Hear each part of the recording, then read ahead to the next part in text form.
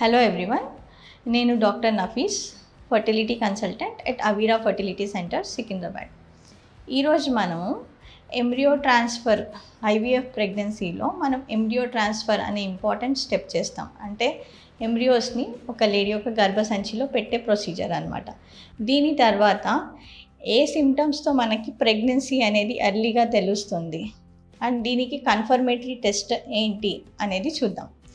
So నార్మల్గా మనకి pregnancy కొన్నిసార్లు మనము ఈ ప్రెగ్నెన్సీ సిమ్టమ్స్ వస్తూ ఉంటాయి అన్నమాట. లైక్ వామిటింగ్ ఉండడం కానీ, లేకుంటే తల తిరగడం, గిడ్డినెస్ లాగా ఉండడం కానీ, ఆర్ జనరల్గా వీక్నెస్ రావడం కానీ, ఇలాంటి సిమ్టమ్స్ వస్తూ ఉంటాయి. ఆర్ స్లైట్ పొట్ట నొప్పి ఇలాంటివి వస్తూ ఉంటాయి.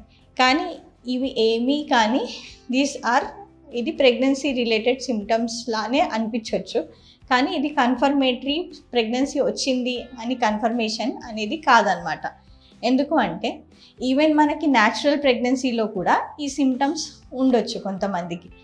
ఇవి అన్నీ ఎందుకంటే దీనికి మన బాడీలో ప్రెగ్నెన్సీ ఉన్నప్పుడు ఒక హార్మోన్ హెచ్సిజి అనే హార్మోన్ రిలీజ్ అవుతూ ఉంటుంది. సో అది పెరిగినప్పుడు మనకి ఈ సిమ్టమ్స్ అనేవి ప్రొడ్యూస్ అవుతూ ఉంటాయి బాడీలో. అయితే మనకి ఎంబ్రియో ట్రాన్స్ఫర్ తర్వాత చాలామందికి ఈ సిమ్టమ్స్ వచ్చినప్పుడు మేము ప్రెగ్నెన్సీ వచ్చిందేమో అని అనుకుంటూ ఉంటారు. కానీ అన్నిసార్లు ఇది ట్రూ కాకపోవచ్చు. ఎందుకంటే మనం ఎంబ్రియో ట్రాన్స్ఫర్ తర్వాత సపోర్టివ్ మెడికేషన్స్ ఇస్తాము. దాంట్లో progesterone injections and HCG injections కూడా ఉంటాయి. సో ఈ ఇంజెక్షన్స్ మనం ఇచ్చే మందుల ద్వారా కూడా ఈ సిమ్టమ్స్ అనేవి ఉండొచ్చు. సో మనకి ప్రాపర్గా ప్రెగ్నెన్సీ కన్ఫర్మేటరీ టెస్ట్ ఏంటి అంటే ఎంబ్రియో ట్రాన్స్ఫర్ తర్వాత ఒక 12 నుంచి 15 డేస్ తర్వాత ఒక బ్లడ్ టెస్ట్ చేస్తాం. అది హెచ్సిజి టెస్ట్.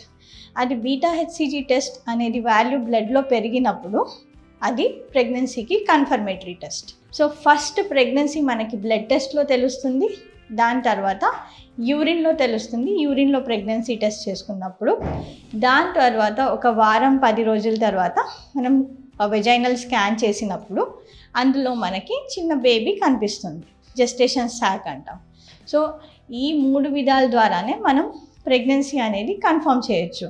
కానీ జస్ట్ సిమ్టమ్స్ బట్టి మనము ఎంబ్రియో ట్రాన్స్ఫర్ తర్వాత ప్రెగ్నెన్సీ అనేది డిసైడ్ చేయలేము. Thank you.